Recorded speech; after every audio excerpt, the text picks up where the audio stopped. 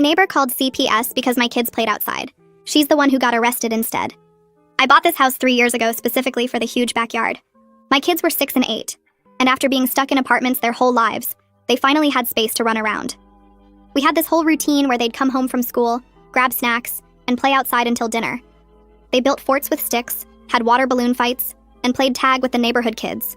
It was literally what I'd dreamed about when I saved for the down payment. The house next door was a rental that had been empty for months when I moved in. Then Diane moved in. First day she introduced herself. She seemed normal. Brought over store-bought cookies, talked about how quiet the neighborhood was, mentioned she worked from home doing medical billing. I told her I had 2 kids and she said she loved children. That lasted exactly 4 days. The first complaint came when my kids were playing freeze tag with 3 other kids from the street. Diane came out and told them they were being too loud. It was 4 p.m. on a Tuesday. My son said sorry and they tried to play quieter. Next day, she complained about them using sidewalk chalk on my own driveway because the colors were ugly. Then she said their bikes on the lawn looked trashy. Then she didn't like them eating popsicles outside because it attracted bees. Every single day there was something. She started taking photos of them playing and sending them to our landlord saying they were destroying property. The landlord called me confused because the photos just showed kids playing basketball on the hoop I installed. Then she called the cops saying my kids were unsupervised. The officer showed up while I was literally sitting on the porch watching them. He apologized and left. She called 3 more times that month. The cops stopped coming. Then she escalated to calling CPS. The caseworker showed up and I almost lost it. She had to investigate a report that I was neglecting my children by letting them play outside without proper supervision. My 8-year-old was riding her bike in our driveway. The caseworker looked around, saw my kids were clean, fed, happy, and playing safely in their own yard. She closed the case immediately but warned me someone was repeatedly calling. 2 days later, another CPS visit. This time the report said my kids were malnourished because they were eating lunch outside. They were having sandwiches on the picnic table. The caseworker was the same one and she was getting annoyed too. After the 3rd CPS visit in 2 weeks for my son using a jump rope too loudly, I was done. Turns out Diane didn't just hate my kids. She called animal control on the family with the beagle across the street. She reported the elderly couple behind us for their garden gnomes being eyesores. She complained about every single family on our street. But here's what she didn't know. Our landlord was actually my cousin Rich, who owned 5 properties on this street. I'd never mentioned it because why would I? Rich was already annoyed about her constant complaints about my kids. When I told him about the CPS calls, he was furious. But we needed more. So I started being the perfect neighbor. Every time Diane was outside trying to work on her laptop on her patio, my kids suddenly needed to practice their recorder songs from music class for homework. When she complained, I sweetly said, education comes first. When she'd have her book club over, we'd choose that exact time to test out the new bubble machine I got the kids. Completely legal, our own yard, but she'd get so mad. She started calling CPS twice a week. Different complaints each time. Kids were too dirty from playing. Kids were too clean, so I must be neglecting them emotionally. Kids were too happy, so something suspicious was happening. The caseworker started documenting everything as harassment. Then came the HOA meeting. Diane showed up even though she was a renter, not an owner. She brought a whole presentation about implementing quiet hours from 3 p.m. to 8 p.m. for children. She actually made slides. The HOA president asked if she was serious about banning kids from playing during after-school hours. She said children were ruining property values. That's when Margaret from 2 houses down stood up and said actually, the constant false CPS reports and police visits to Diane's rental were what was concerning buyers. She knew because her sister had tried to buy the house for sale next to Diane, but backed out after seeing all the drama. 3 other families confirmed they'd been harassed by Diane. Rich stood up and said as the property owner, he'd received over 40 complaints from Diane in 3 months, all of them ridiculous. The room went completely silent after Rich finished speaking. I watched Diane's face turn bright red as every single person in that HOA meeting stared at her. She looked around the room like she couldn't believe what was happening. Valerie Hudson cleared her throat and shifted some papers on the table in front of her. She asked if anyone else had documentation of issues with Diane. Suddenly half the room was raising their hands with phones and papers. People were actually standing up to show they had stuff to share. I felt this wave of relief wash over me because I wasn't alone in this. Other families had been dealing with her too.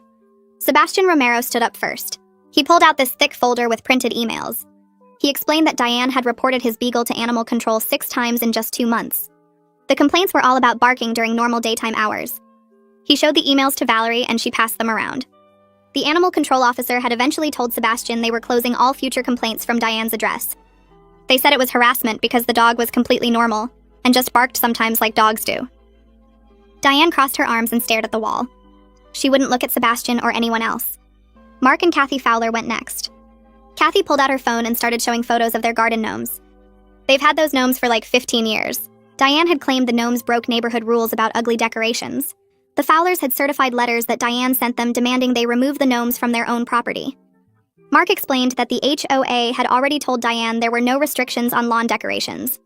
But she kept complaining anyway and sent 3 more letters after the HOA said no. Kathy's hands were shaking a little as she held up her phone.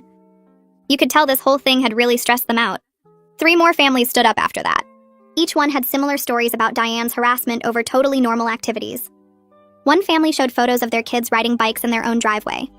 Diane had complained that the bikes were too loud and left tire marks. Another family had documentation about a backyard barbecue they hosted. Diane called the police saying the smoke was a health hazard, even though they were just grilling burgers.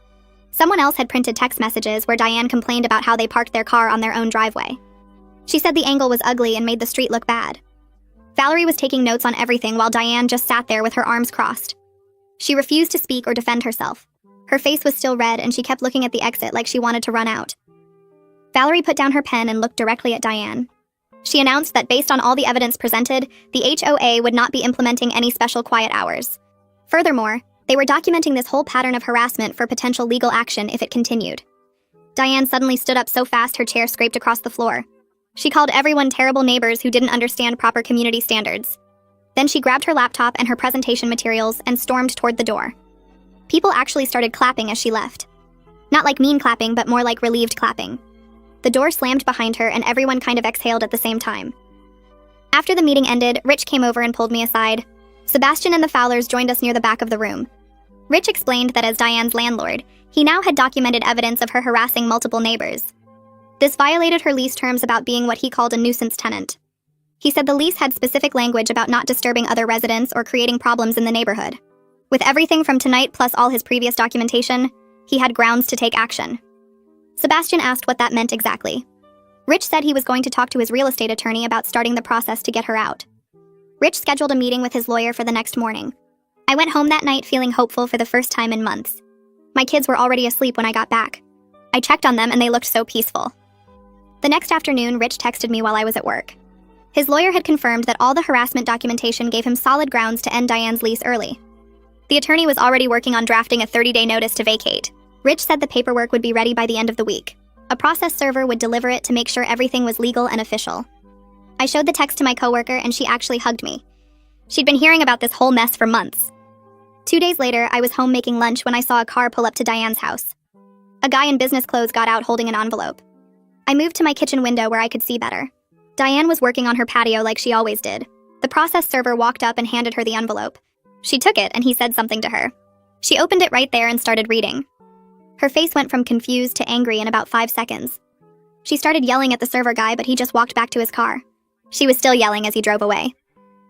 That evening, I found a note taped to my front door. It was from Diane. The note said this was all my fault and I had ruined her life. She called me a bad mother and said my kids were brats. I didn't even get upset. I just took photos of the note from every angle with my phone. Then I texted the photos to Rich and to the CPS caseworker. The caseworker responded within an hour saying she was adding this to her file. Diane's harassment actually got worse during her notice period. She called the police twice in 1 week, claiming my kids were on her property. Both times my kids were clearly playing in our own yard.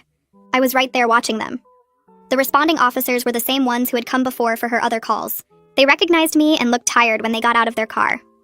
One of them told Diane that filing false reports was illegal. He said they wouldn't respond to future calls from her address unless there was an actual emergency. Diane argued with them, but they just got back in their car and left. She stood on her patio glaring at my house for like an hour after that. 1 week into the 30-day notice period, I was inside making dinner. The kids were playing outside on their swing set in the backyard. I had the window open so I could hear them. Suddenly I heard screaming. Not kids screaming, but adults screaming. I dropped the spoon I was holding and ran to the back door. Diane was in our backyard standing right next to the swing set. My daughter was crying and my son looked scared. Diane was shouting that they were making too much noise. She said she was going to make sure we got kicked out of our house too. Her face was red and she was pointing her finger at my kids. I pushed open the door and ran outside. I grabbed my phone from my pocket and hit the emergency call button while keeping my eyes on Diane. My hands were shaking, but I managed to start recording video at the same time. I pointed the camera right at her standing there in our backyard next to the swing set. My daughter was still crying and my son looked frozen in place. I told them to go inside the house right now and my voice came out louder than I meant it to. They both ran toward the back door and had to go around Diane to get there. She didn't move out of their way. My son grabbed his sister's hand and pulled her past while Diane just stood there with her arms crossed. The second Diane saw me holding up my phone recording her, she started screaming that I was harassing her. She said I had no right to film her and she was going to sue me. I told her she was on my property without permission, and I was calling the police. She said she had every right to be here because she was enforcing neighborhood standards. I kept the camera on her and walked closer to make sure I got a clear shot of her face and where she was standing. She took a step toward me and pointed her finger at my face. She said my kids were destroying the peace of this neighborhood and someone had to do something about it. I could hear the 911 operator answering on my phone. I told them I needed police at my address because my neighbor was trespassing in my backyard and refusing to leave. The operator asked if anyone was in danger, and I said my kids just ran inside scared because this woman was yelling at them. Diane heard me talking to the operator and started yelling even louder. She said I was lying and making things up just like I always did. She said she was the victim here and everyone on this street was against her for no reason. The operator told me to stay on the line and officers were on their way. I asked Diane one more time to leave my property. She said no. She planted her feet and crossed her arms again. She said she wasn't going anywhere until the police came and heard her side of the story. The police car pulled up in front of my house exactly 9 minutes later. I was still in the backyard with Diane and still recording everything on my phone. 2 officers got out and came around the side of the house into the backyard. One of them was the same officer who had responded to Diane's false calls before. He looked at me and then at Diane, and I could see him recognize the situation immediately. He asked what was going on, and I explained that Diane had come into my yard while my kids were playing and started yelling at them. I said I asked her to leave multiple times and she refused. Diane interrupted me and started talking over me. She said the children were being too loud and she had a right to enforce quiet hours. The officer held up his hand and told her to wait her turn. He asked me if I wanted to press charges for trespassing. I said yes. Diane's face turned red and she started arguing with the officers. She said this was her neighborhood too and she had rights. The second officer explained that she was on private property without permission, and she needed to return to her own property immediately. Diane said she wasn't leaving until they understood that I was the problem. She said I was a bad mother who let my kids run wild and disturb everyone. The first officer asked her again to go back to her house. She said no. She actually said the word no directly to a police officer. The officer told her this was her last warning before they would have to take action. Diane said she didn't care about their warnings because she was standing up for what was right. The first officer looked at his partner and they both nodded. He told Diane she was under arrest for trespassing and disturbing the peace. Diane's mouth dropped open like she couldn't believe what she was hearing. She said they couldn't arrest her for trying to keep the neighborhood peaceful. The officer took out his handcuffs and told her to turn around and put her hands behind her back. Diane took a step backward and said no again. She said this was wrong and they were making a mistake. The second officer moved to her other side and they both told her she needed to comply. Diane tried to pull away when the first officer reached for her arm. She jerked her whole body backward and almost fell over. She started screaming about how everyone on this street was conspiring against her. She said we were all terrible people who didn't deserve to live in a nice neighborhood. She said we were abusing our children and she was the only one brave enough to report it. The officers each took one of her arms and turned her around. She kept trying to twist away from them, but they held on. She was yelling that we were all liars and she had evidence of everything. She said CPS would believe her and we would all be sorry. The first officer got the handcuffs on her wrists while she was still screaming. She said this was police harassment and she was going to sue the entire police department. The officers started walking Diane toward the front of the house with one on each side of her. She was still yelling the whole way. I followed behind them, still holding my phone up recording. When we got to the front yard, I saw Sebastian coming out of his house across the street. The Fowlers were standing on their porch watching. A couple other neighbors I didn't know as well were looking out their windows. My kids were pressed against our front window watching everything. My daughter's face was all red from crying, and my son had his arm around her. I lifted my hand and waved at them to show them I was okay. My daughter waved back, but she still looked scared. The officers walked Diane to their patrol car, and one of them opened the back door. Diane said she refused to get in. The officer put his hand on top of her head like they do on TV and guided her into the back seat. She was still yelling about conspiracies and abuse even as they closed the door. I could see her mouth moving through the window, but I couldn't hear the words anymore. Sebastian walked across the street toward me and asked if I was all right. I said I was fine, but my kids were pretty shaken up. The Fowlers came down from their porch and Kathy gave me a hug. She said she was so glad the police finally did something. I spent the next hour and 10 minutes sitting at my kitchen table with the first officer. He had a notebook and was writing down everything I said. I told him the whole story from the beginning, starting with when Diane first moved in. I told him about all the complaints and the CPS calls and the HOA meeting. I showed him the video I just recorded of Diane in my backyard. Then I pulled up the photos I had of the note she left on my door. The officer asked if I had any other documentation and I said yes. I went to my desk and got the folder where I kept everything. I had printouts of the CPS caseworkers' reports that showed all of Diane's calls.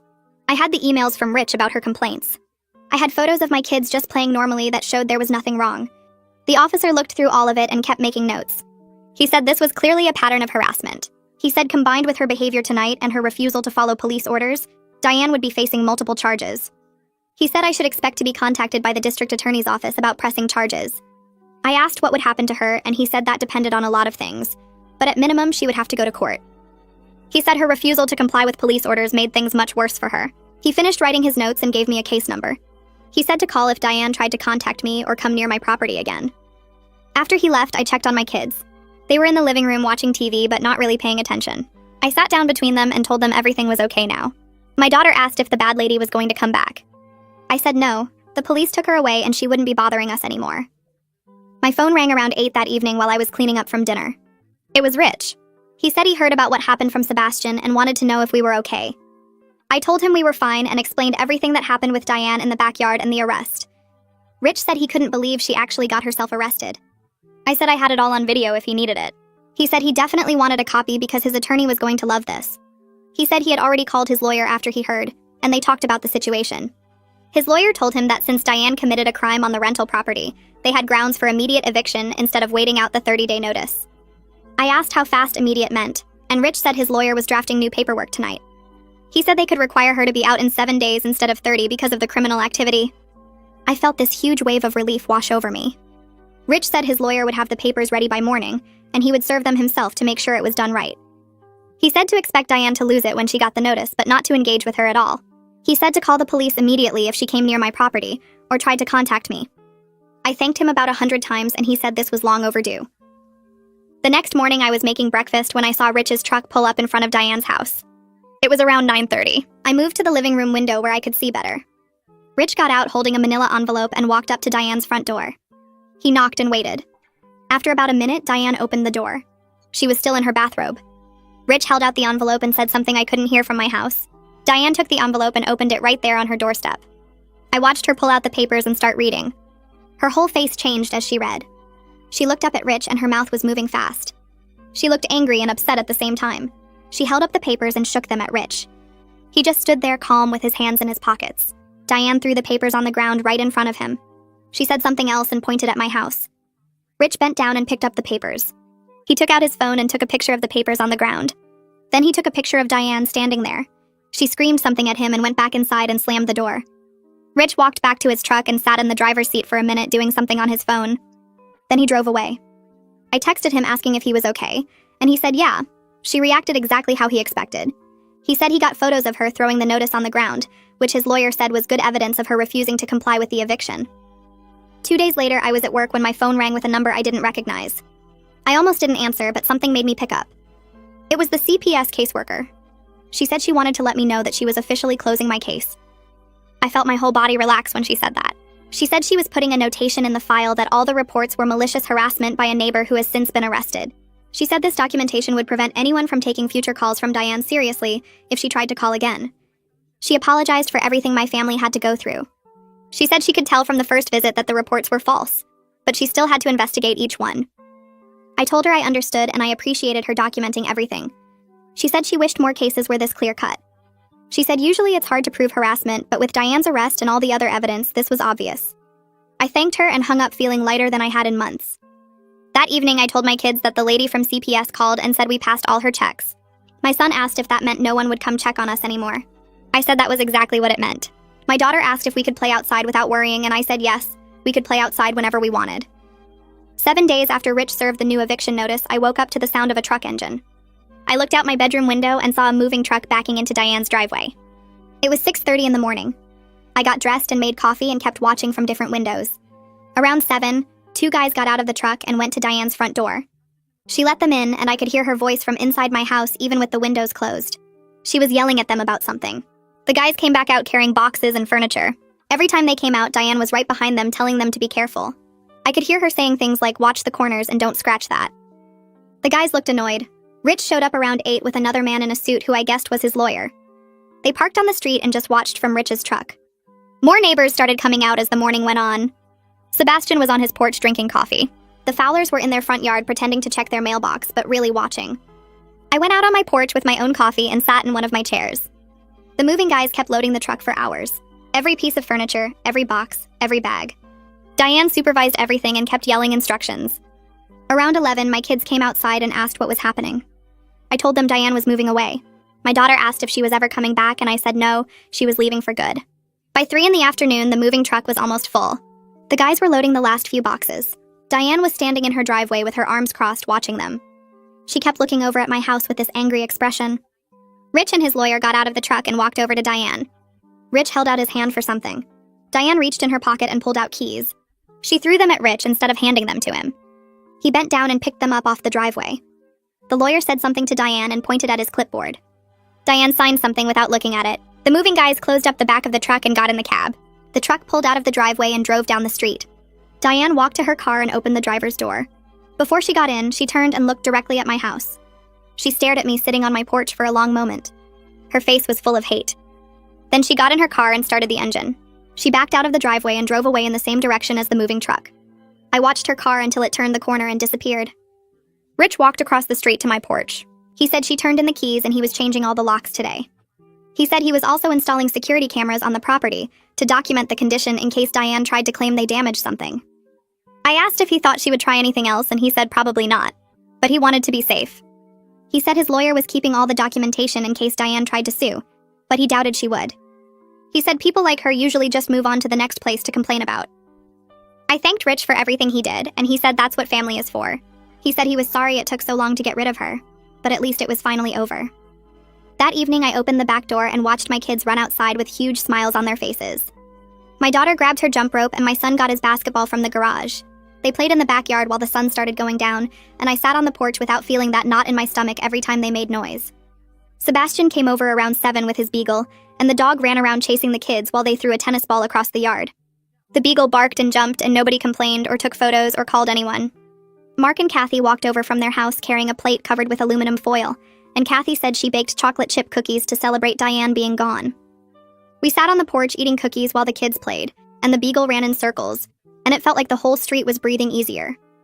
Other neighbors came outside too, and kids from down the block showed up to play, and suddenly my backyard was full of children again like it used to be. My son asked if they could stay outside until dark, and I said yes without even thinking about it. We stayed out there until almost 9, and the kids caught fireflies in jars, and the beagle tried to catch them too, but just ended up running into the fence. Over the next few weeks, everything went back to normal. Kids played outside after school every day, and nobody complained about the noise or took pictures or called anyone. The neighborhood felt peaceful again like it did before Diane moved in. I could sit on my porch with coffee in the morning without worrying about what she would complain about that day. My kids rode their bikes in the driveway and used sidewalk chalk and ate popsicles outside, and nobody cared. Rich put a "for rent" sign in Diane's front yard, but this time he said he was being really careful about who he picked. He ran background checks on everyone who applied and called their previous landlords, and asked the neighbors what they thought before he made any decisions. He said he learned his lesson about just renting to anyone who had the money. The house sat empty for about 6 weeks while Rich looked for the right people. 2 months after Diane left, a moving truck showed up at her old house on a Saturday morning. A family got out of a car behind the truck, and they had 2 teenage daughters who looked around 15 and 17. The mom came over to my house that afternoon carrying a plate of brownies that were still warm. She said her name was Jennifer, and they were so excited to move into such a nice neighborhood with lots of families. I invited her in, and we talked for a while about the street and the schools, and she said her daughters were looking forward to having younger kids around to babysit. I told her welcome to the neighborhood, and I meant it. It felt good to have normal people living next door again. 6 months later, I was sitting on my porch on a Saturday afternoon watching my kids play tag in the yard with Jennifer's daughters. Sebastian's beagle was running around with them trying to figure out the game and barking every time someone got tagged. The sun was shining and kids were laughing and everything felt right. I thought about how close we came to letting one angry person ruin what we had here. Diane almost made me afraid to let my kids play in their own yard. She almost made me feel like a bad parent for letting them be normal kids. But we stood up to her as a neighborhood, and we got our peace back. My kids were happy and healthy and playing outside like they should be. The street was quiet except for normal kid noises. I learned that bullies only win if you let them, and sometimes the best thing you can do is stand together with your neighbors and refuse to back down.